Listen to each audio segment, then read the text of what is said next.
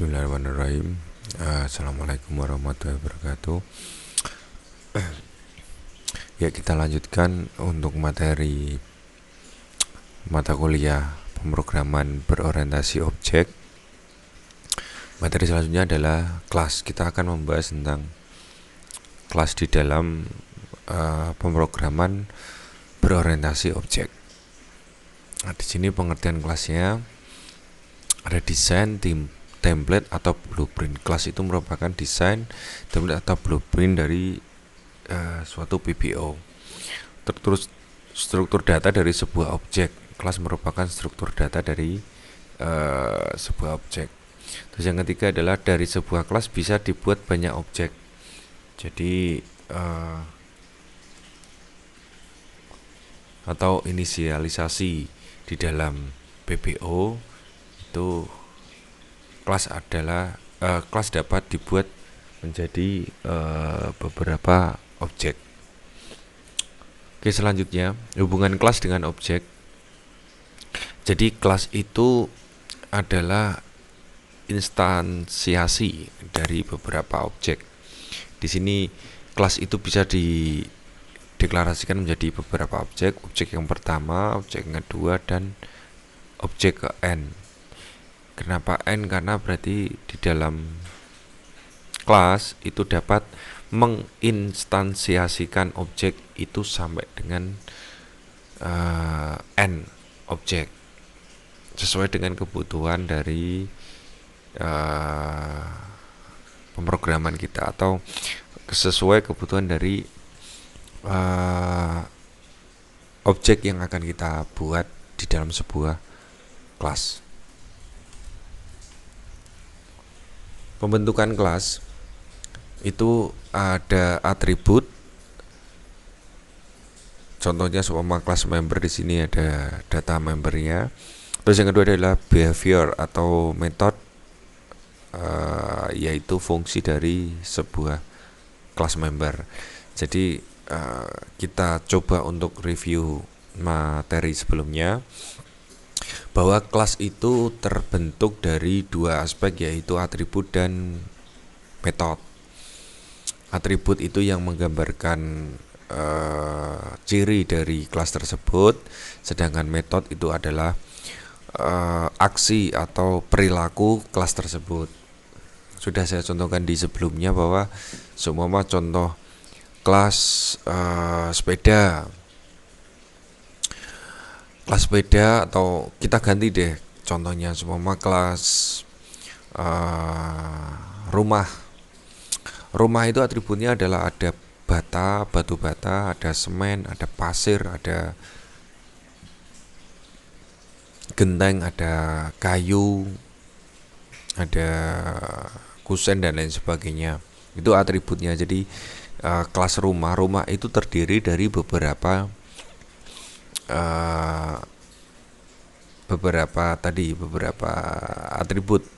atributnya tadi.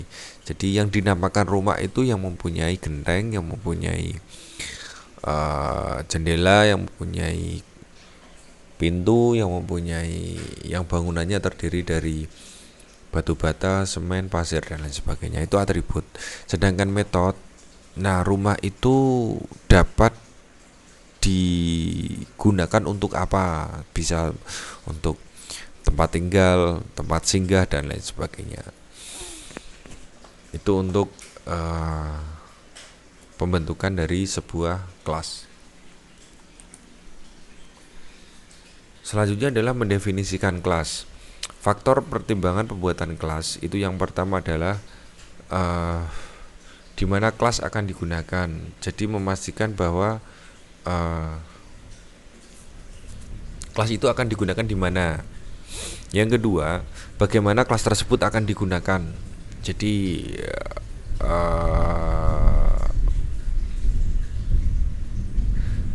kelas yang akan digunakan itu difungsikan bagaimana kelas tersebut akan digunakan. Jadi bagaimana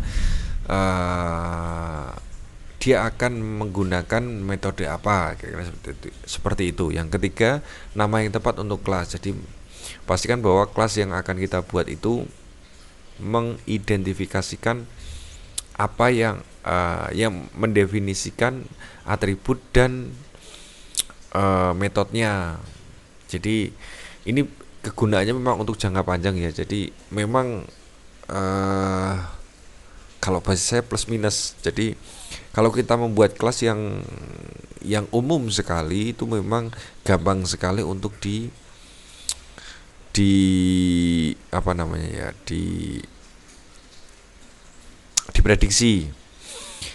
Tapi terlalu rumit juga untuk nanti jangka panjangnya juga agak susah, karena kembali lagi ke konsep PPO secara umum adalah untuk meringkas pekerjaan-pekerjaan di dalam pemrograman, membuat program itu bisa lebih ringkas. Jadi maksudnya begini, jadi memang kalau kita membuat sebuah kelas, kalau kita contoh secara detail di dalam pemrograman seumpama kelas buku. Nah, buku itu ya atributnya ya sesuai dengan apa? Buku terdiri dari kertas, terus terdiri dari warna, terdiri dari garis dan lain sebagainya. Metodenya adalah ya bisa ditulis, bisa untuk pendataan dan lain sebagainya. Jadi seumpama buku itu kita buat kelasnya namanya seumpama jurnal, juga mungkin bisa jadi spesifik lebih detail bahwa dia itu khusus untuk jurnal, tetapi akan menjadi bumerang ketika itu tidak berfungsi dengan baik, karena kan secara atribut antara buku dengan jurnal itu kan relatif hampir sama, tetapi metodenya yang berbeda. Nah, ini untuk penamaan kelas memang setepat mungkin. Yang keempat, tuliskan semua properti dan informasi. Jadi atribut ya, lebih ke atribut, propertinya apa saja dan informasinya apa saja. Jadi kelas tersebut itu mendefinisikan atribut apa saja. Terus yang kelima adalah perhatikan urutan metode di dalam kelas. Nah, secara apa ya, mungkin untuk urutan ini sebenarnya nggak begitu penting untuk pemrosesan pemrograman sebenarnya, karena urutan metode itu digunakan dalam konsep PPO itu memang ketika kita melakukan metode langsung menuju ke functionnya atau fungsinya. Tetapi alangkah baiknya urut. Kembali lagi sama seperti ya, memang secara teknikal memang tidak begitu berpengaruh untuk performa pemrograman tersebut, tetapi akan berpengaruh ke jangka panjang. Ya kembali lagi ke urutan, semua urutan metodenya, semua kelas itu CRUD, ya sudah, kita untuk menyeragamkan persepsi itu ya create dulu, read, update, delete. Semua kita konsep CRUD, semua seperti itu. Sebenarnya nggak ada masalah semua kita delete dulu functionnya ya, function dalam itu update dulu, delete dulu, terus update, kita balik, tidak ada masalah dengan itu. Tetapi ketika kita mempunyai banyak kelas, itu akan meringkas waktu kita untuk mempelajari kelas setiap kelas.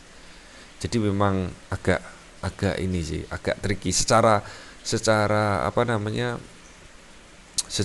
performa memang tidak berpengaruh, tetapi memang secara konsep dan jangka panjang memang berpengaruh.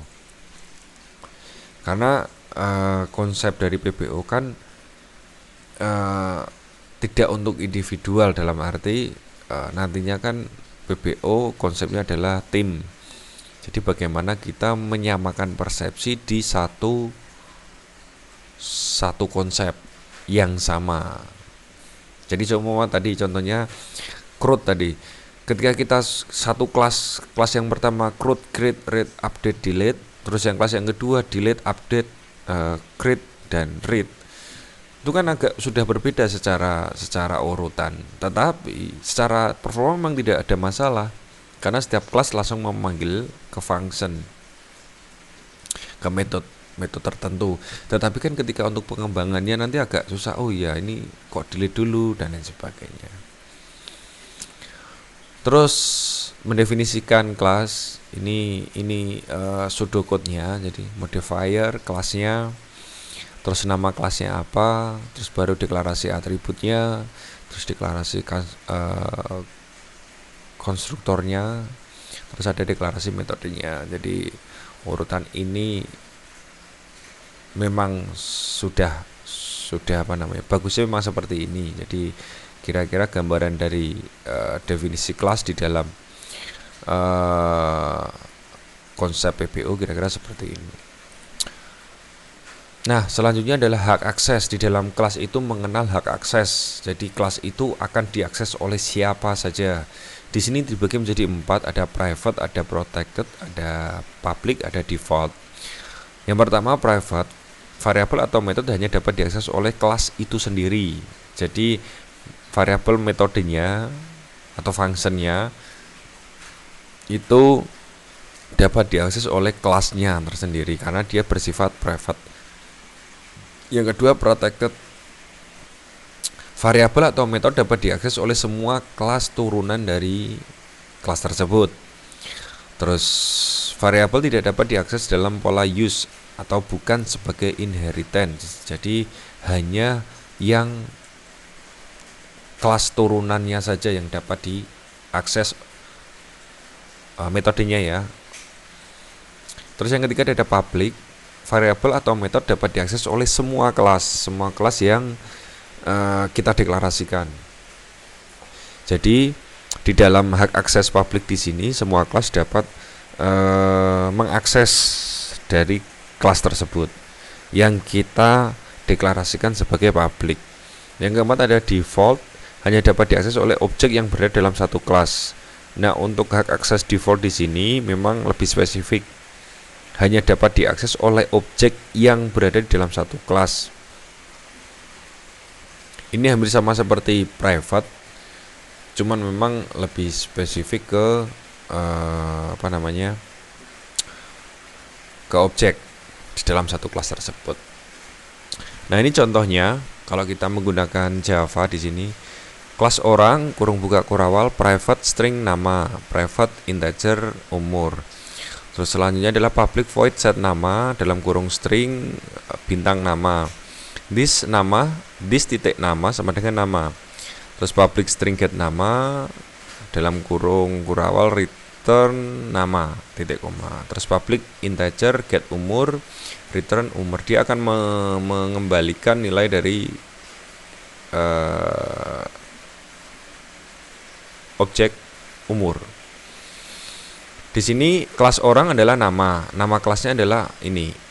Terus kurung buka kurawal di sini adalah kata kunci kelas mengawali pendeklarasian kelas. Jadi kelas orang itu isinya adalah yang ada di dalam kurung buka dan kurung tutup kurawal. Terus private string nama integer umur di sini adalah nama anggota kelas. Jadi anggota kelas di sini ada nama dan umur. Terus di sini ada private, ada public, ini adalah hak aksesnya. Jadi nama dan umur itu private, sedangkan set nama itu adalah public. Berarti bisa digunakan oleh banyak kelas.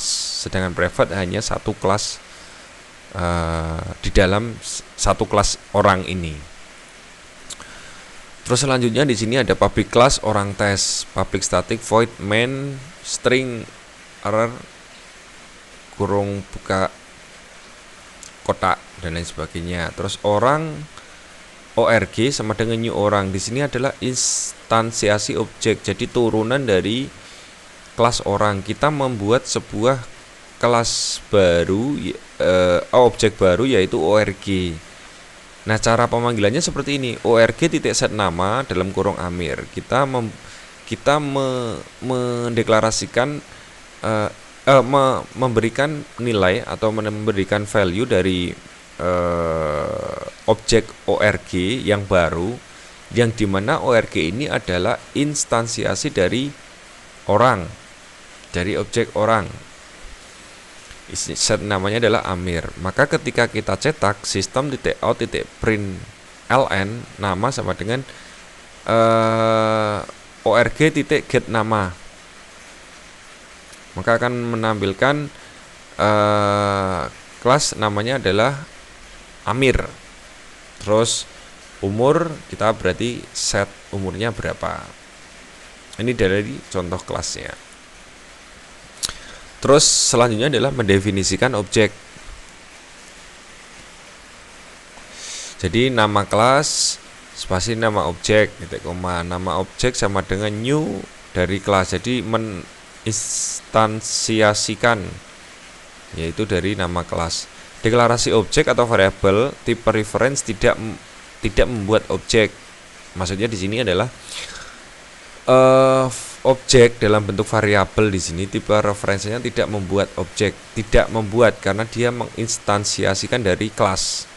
Terus objek dibuat dengan perintah new spasi nama kelas. Jadi membuat sebuah objek baru dari sebuah kelas tertentu terus dalam kurung. Kesimpulannya, kelasnya adalah yang pertama, sebuah kelas terdiri dari data dan metode, atribut dan metode atau action. Kelas memiliki hak akses, ya, itu digunakan untuk kelas itu dapat diakses oleh siapa saja, privilege lah kalau di dalam pemrograman. Terus jika ingin mengubah data yang bersifat private, ubahlah melalui metode yang bersifat public atau getter dan setter. Jadi ketika mengubah data yang bersifat private itu harus melalui metode yang bersifat public dulu. Terus yang keempat, suatu kelas bisa menghasilkan banyak objek. Tadi kita sudah jelaskan. Jadi di mana kelas itu adalah instansiasi dari sebuah dan banyak objek, dari instansiasi objek 1 sampai dengan n instansiasi objek. Itu mungkin penjelasan saya singkat tentang mata kuliah pemrograman berorientasi objek.